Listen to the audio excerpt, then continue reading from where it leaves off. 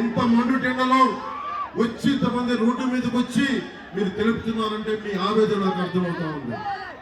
మీ కష్టం తెలుసుకున్నామని మీలో ఒకరిని 30,000 మంది ఆడపిల్లలు ఆంధ్రప్రదేశ్ నుంచి గాయపైతే అదృశ్యమైతే వీళ్ళకి పట్టదు.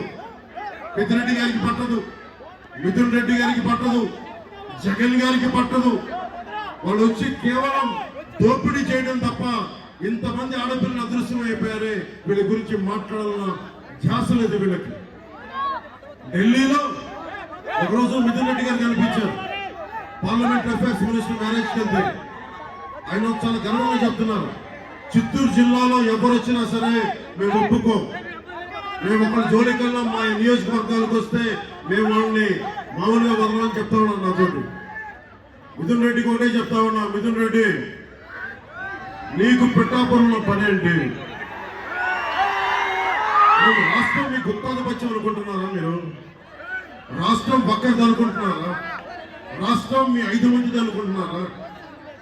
ఇన్ని కోట్ల మంది ప్రజలు మర్చిపోయారు.